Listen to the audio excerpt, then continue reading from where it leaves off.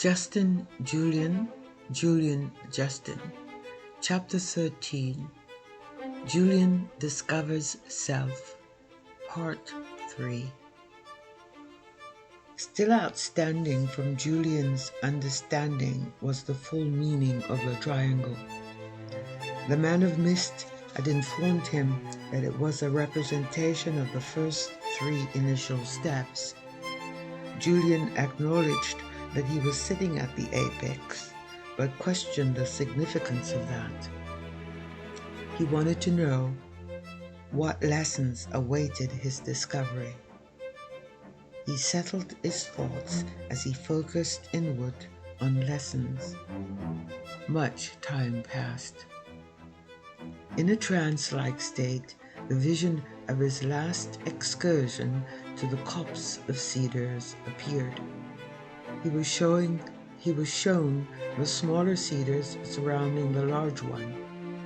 The smaller ones had new growth of leaves and much shorter distances to fall to the ground. Julian saw that he never looked at those smaller trees.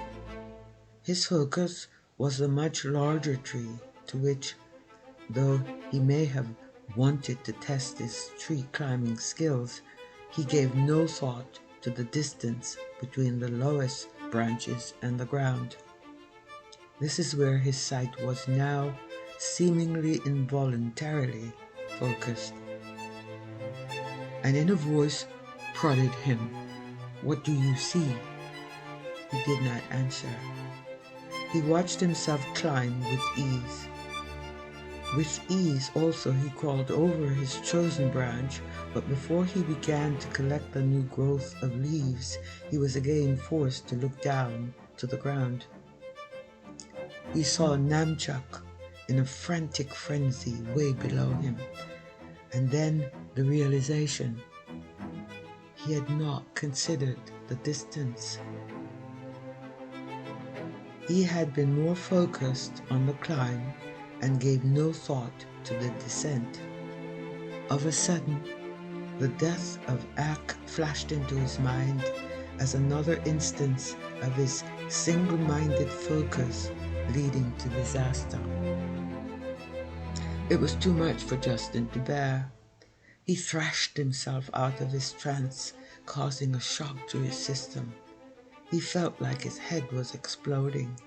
He laid where he was for several hours, refusing to think. He was not alone. The man of mist appeared, saying, "Son of wolves, what did you see, and what have you learned?" Julian was reluctant to answer at first, but after some time inwardly said, "I am not a true son of wolves, because, focused only on what I wanted, I failed to see what I needed to see to the disadvantage of others and of self." Then he thought, "Self! Why did I say that? What is self?" To which a mellow voice from within responded, "Self is you, remember? You who are an expert at climbing trees, but fall out of trees as a means to an end. Self is the you who raced down the valley with Namchuk, only to throw your body into the water. Self is you recognizing that though you are a member of a wolf family, and though you are learned in the ways of wolves, you cannot lay on ice in the winter without harm.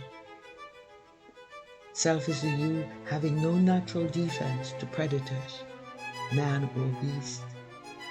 Self is the you who shivered in the cold. Self is the you who cried at the death of Ak, and when your whole pack was made ill by meat you did not eat, as directed by self.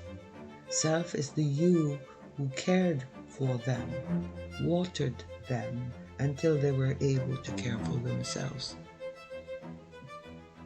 Julian was taken aback. "Who is speaking?" he demanded. This because the inner voice he heard did not appear to be that of the man of mist, and he could not see who spoke. This new voice was smaller than that of the man of mist, though not less authoritative. He was nonplussed. The man of mist had left again. The mellow voice returned, saying, "You have at least two selves. The one I just showed you is the consciousness of you. That is the you that members of your pack and other creatures see. It is also the you that sees, hears, smells, tastes, and touch of yourself and others, including the beings who together make a forest and the plants that you eat. This list is not complete, for as you grow, you may identify other forms of expression of this self. The other main self of you is entirely within this conscious self and entirely outside of it also. This other self is me. I entered into the physical you when you exited your mother's womb and took your first breath. Your first breath was delayed because you had refused to leave the womb. Forced out, the shock of foreign air upon your body killed you. You were dead matter until those who aided your mother smacked you. Violence forced you to breathe, and you took your first breath, crying out at the pain of that violence. You breathed me in as the captain of your vessel for the rest of your life. I am the inner self of you. I oversee all necessary work and all necessary repairs. I do not make mistakes. Error is not part of my makeup. I work silently and always correctly, without direction from any other source except the creator of all things who seldom intervenes. I am the self of you that you were not aware of until now. I am the force behind all the discoveries you have made thus far. Julian was about to ask, but before he formulated the question, his inner self said, "The other energy that you perceive is your teacher.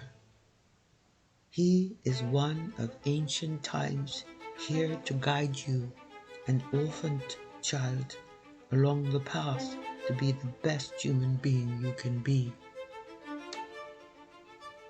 Justin thought of the lessons the man of mist had said he may learn the next time he was in Alcove 3.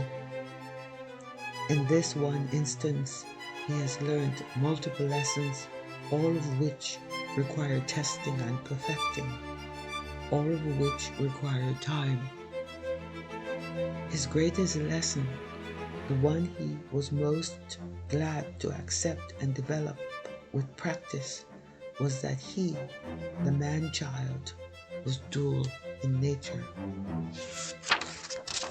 The singular thought on his mind before he fell asleep was that he was more than a dual-natured man, because he is also a wolf boy with the well-developed instincts that could only have been taught by wolves. More specifically, by his wolf mother, Stella. Justin was very proud of himself. Justin spent the rest of the night sleeping in Alcove 3, undisturbed by any dreams.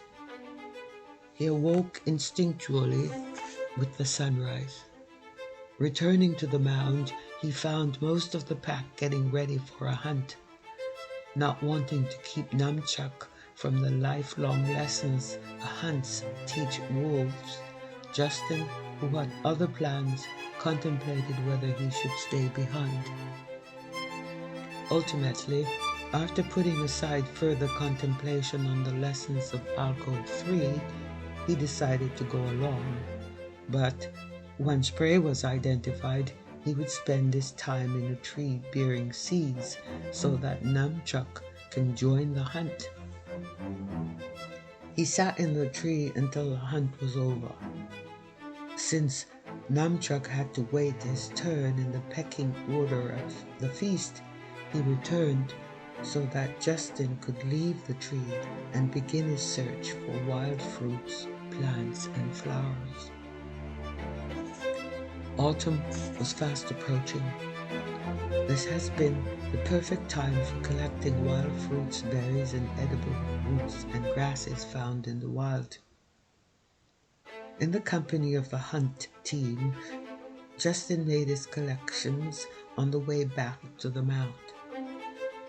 He would often take little detours to areas that were known to have berries that had dried on the vines or branches.